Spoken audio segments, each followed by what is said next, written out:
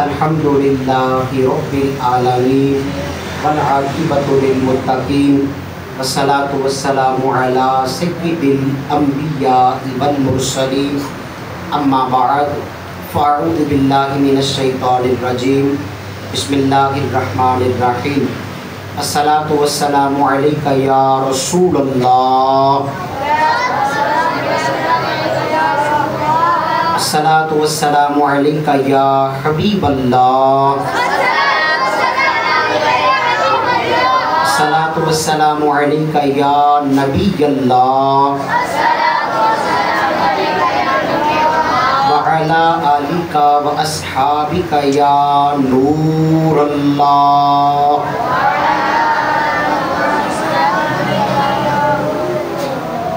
الحمدللہ عز و جل آج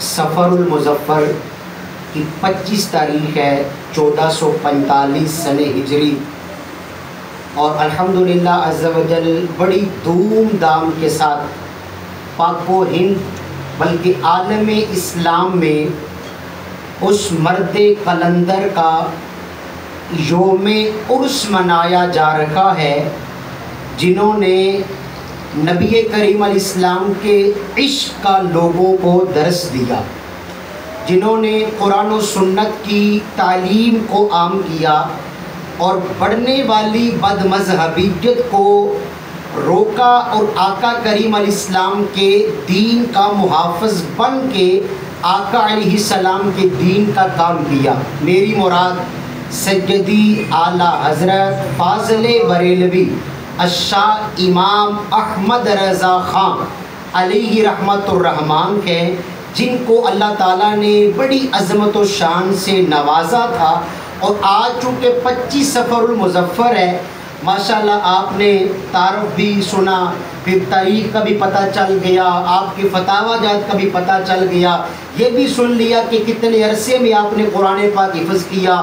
13 سال 10 ماہ 4 دن کی عمر میں پہلا فتویٰ جاری فرمایا، نابالغی کی عمر میں میلاد مصطفیٰ صلی اللہ علیہ وسلم کے موضوع پہ بیان، یہ ساری چیزیں ہم سیکھ چکے ہیں۔ لیکن آج چونکہ 25 سفر ہے، ہم نے اس بات کے اوپر غور کرنا ہے کہ اللہ کریم نے انہیں عظمت و شان کیسی دی تھی، اللہ نے انہیں شانیں کیسی عطا فرمائی تھی۔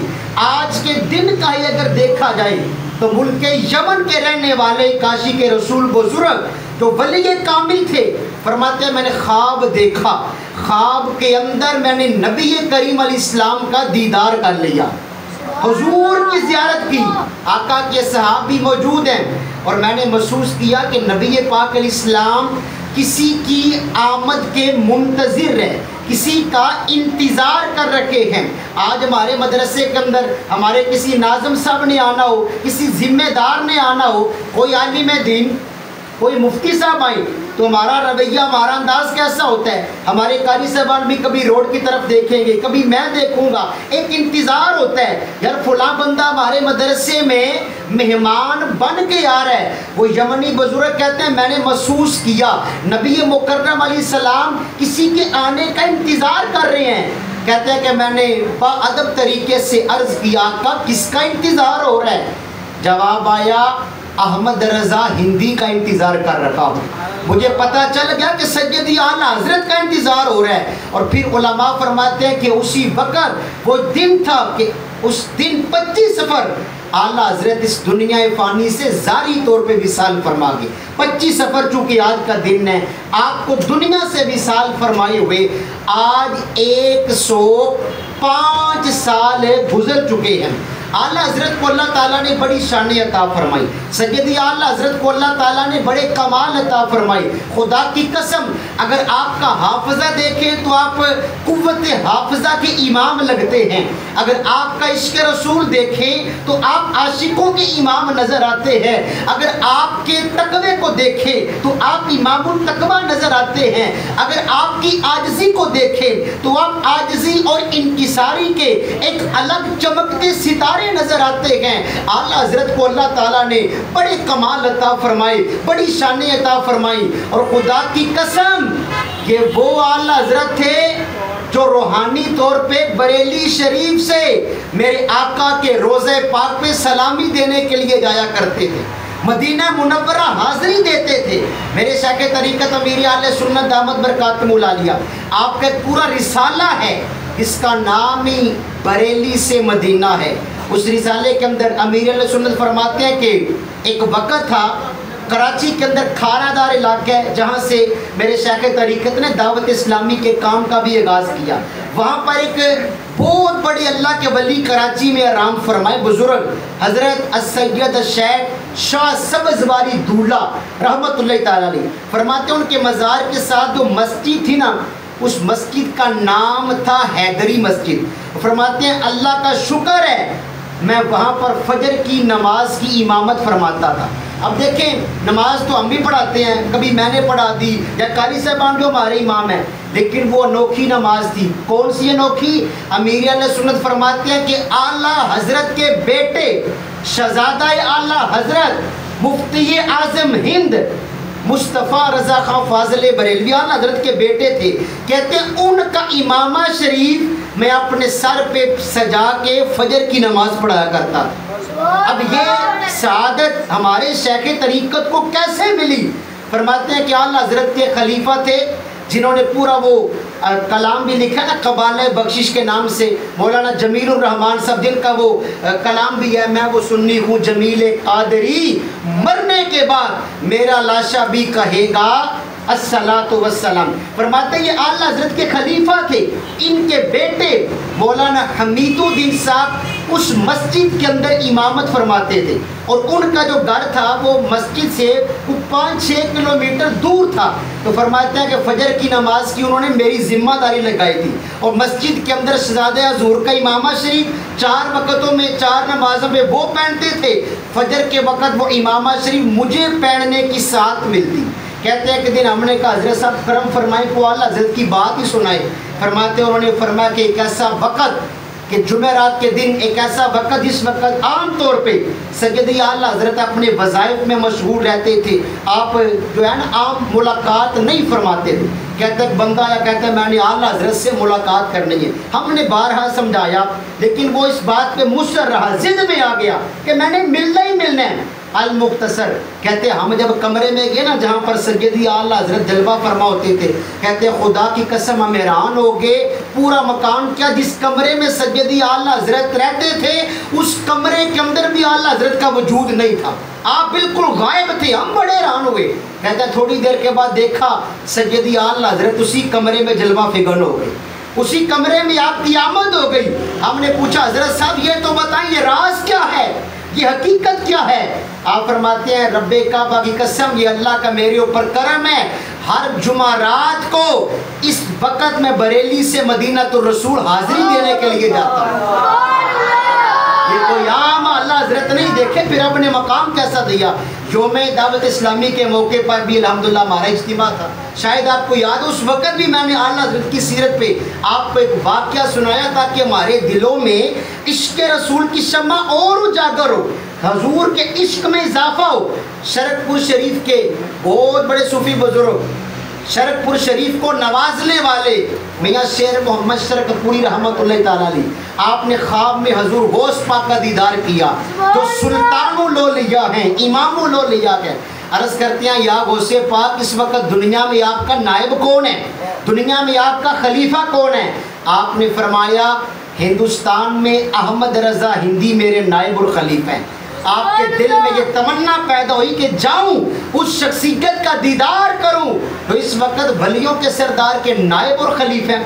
کہتے ہیں میں نے بریلی شریف جانے کا ارادہ فرمایا، کچھ ارادت مند میرے ساتھ اور بھی تیار ہو گئے۔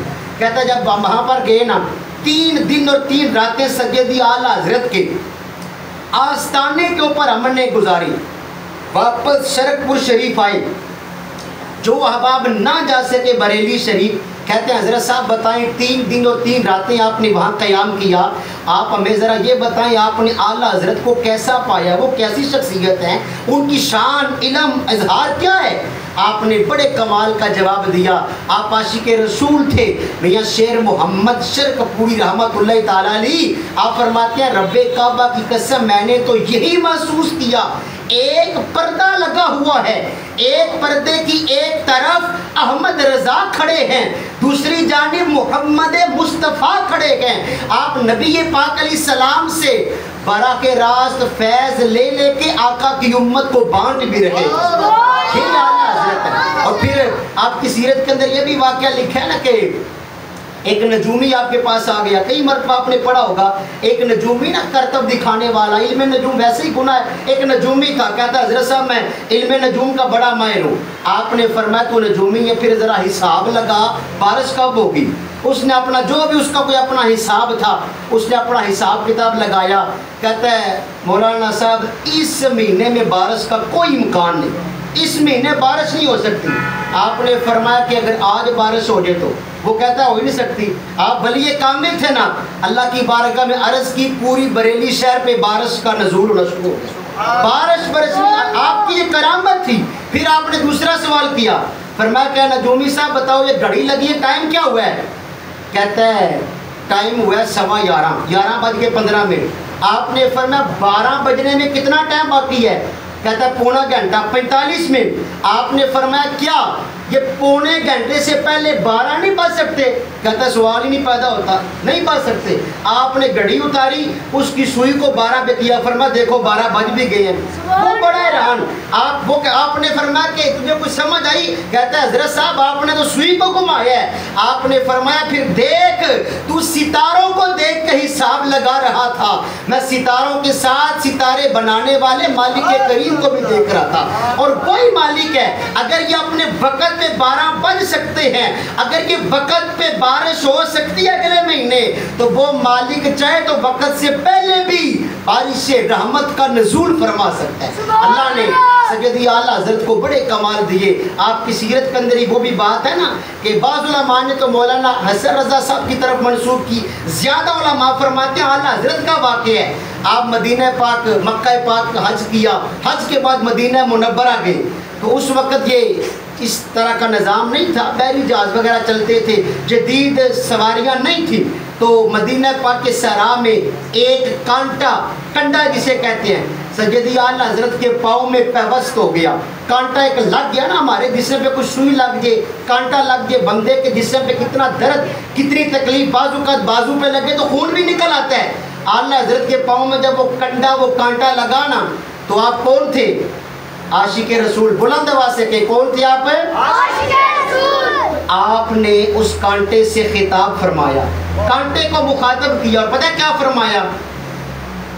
آپ فرماتے ہیں اے خارے صحرائے نبی، پاؤں سے کیا کام تجھے، اے خارے صحرائے نبی، پاؤں سے کیا کام تجھے، اے میری جان میرے دل میں ہے رستا تیرا۔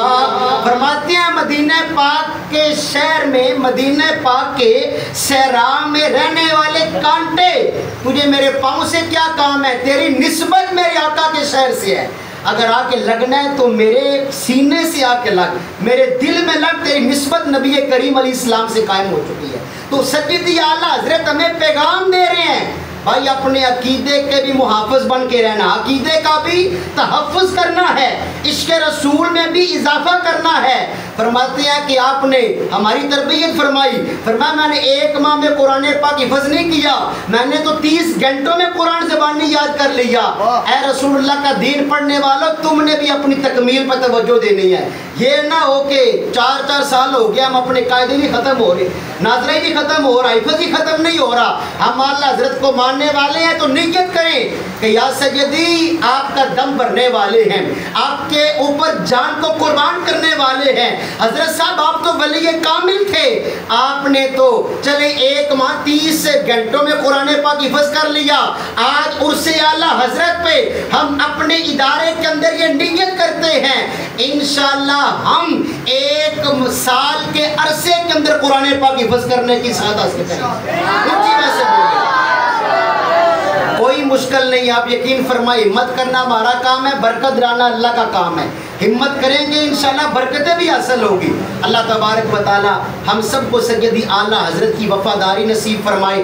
آپ کا شاہکار ترجمہ قرآن کنز الایمان اپنے گھروں میں لے, خریدیں, اپنے والدین گھر والوں کو کہ اس کا ترجمہ پڑھیں. اور اعلیٰ حضرت کا جو ترجمہ ہے یقین کریں کہ اتنا کمال کا ترجمہ ہے, اگر ہمارے پاس وقت ہو ہم اس کی آیات دیگر تراجم کے ساتھ تقابل کریں تو بندہ حیران رہ جاتا ہے. المختصر وقت جو کہ ہمارا مختصر ہے, اللہ تعالیٰ کی بارگاہ میں دعا کرتے ہیں اللہ تعالیٰ ہمیں سیدی اعلیٰ حضرت علی رحمہ کی سیرت و صورت آپ پہ عمل کرنے کی توفیق عطا فرمائے, آپ کی سیرت طیبہ کا مطالعہ کرنے کی توفیق عطا فرمائے. آمین بجاہ النبی الامین صلی اللہ علیہ وسلم.